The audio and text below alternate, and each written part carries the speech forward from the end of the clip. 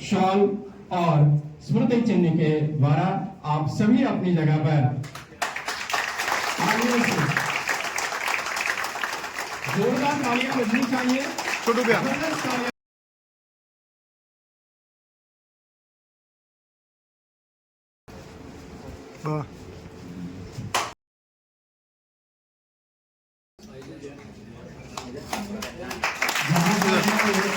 भैया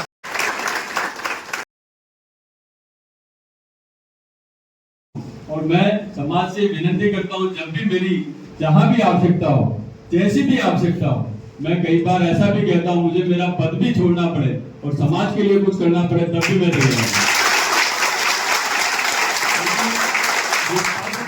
समाज की वजह से ये पद है, समाज है तो ये पद है, क्योंकि ये व्यवस्था में पूरे गुजरात में से पर प्रांति के नाम पर यदि कोई टिकट मिलती है तो बापूनगर व्यवस्था की आप सुदर्शन सेना का सूत्र भी देखो तो सबका साथ सबका विकास, सुदर्शन सेना सबके साथ। इस मुद्दे को लेकर सुदर्शन सेना चली है, सबका साथ सबका विकास।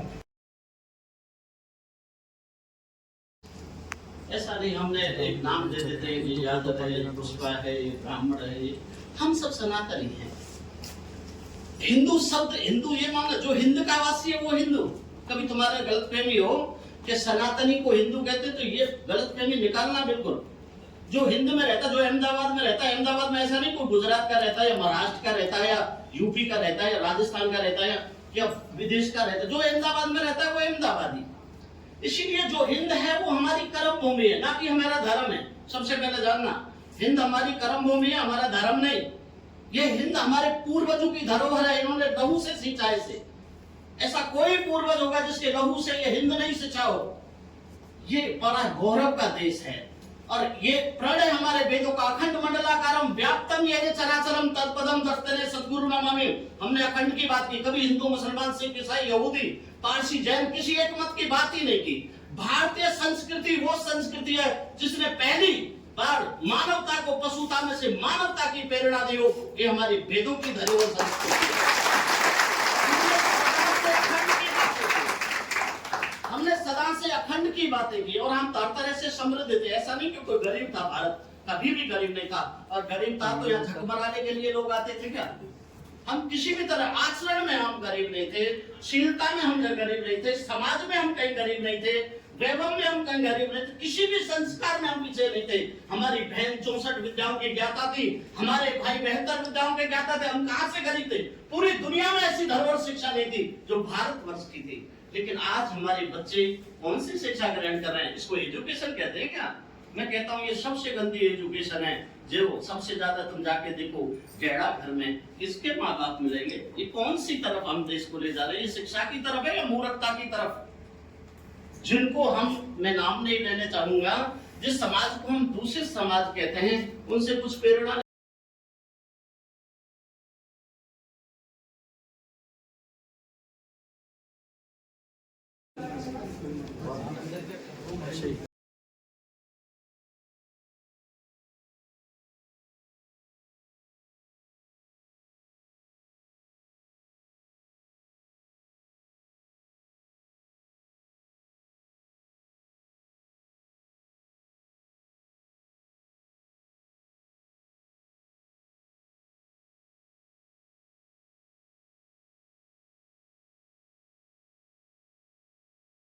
वैसे सुदर्शन सेना का आज अपना औपचारिक और इसका औपचारिक इसके बारे में आप क्या कहना चाहेंगे? हमारा पहला मीटिंग था, तो पहले मीटिंग में हमने विद्यार्थियों का सम्मान किया, प्लस हमने लगभग 70+ लोगों को पदभार दिए हैं। और सभी से यही कहेंगे जो भी हमारे यंग जो भी लड़के हैं वो पदभार जो उनको मिला है वो इसी तरह समाज में काम करें और लोगों को जोड़े और आगे बढ़े। संगठन का मुख्य उद्देश्य क्या है? संगठन का मुख्य उद्देश्य यही है कि कोई भी कहीं भी किसी भी तरह से परेशान है, चाहे वो मतलब सरकारी हॉस्पिटल हुआ, चाहे पुलिस स्टेशन हुआ, जहाँ भी लगता है कि उसको हमारी जरूरत है तो उसके लिए सेना उसके साथ में खड़ी। तो जैसा कि होता है कि बहुत से लोग जो संगठन बनाते हैं, संगठन जब चलने लगता है उसके बाद वो पॉलिटिकल्स में एंट्री करते हैं, इसके बारे में आप क्या कहना चाहेंगे? जी, अपनी सेना में ऐसा नहीं है। ये जो हमारी सेना है उसमें सभी का स्वागत है। उसमें चाहे कांग्रेस है, चाहे भाजपा है, पक्ष विपक्ष सभी का स्वागत है, क्योंकि ये जो सेना है वो सर्व समाज के लिए बनाई है।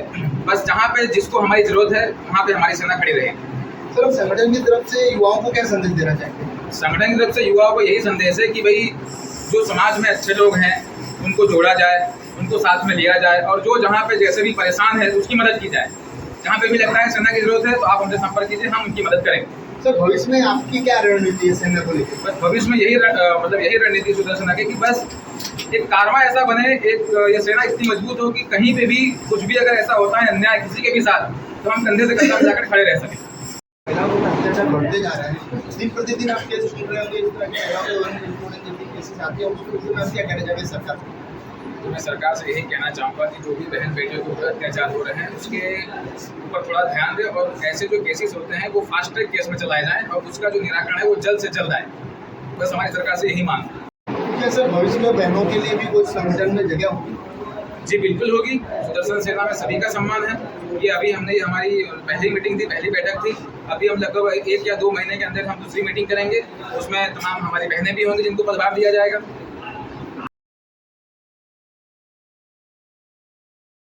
जिंदाबाद।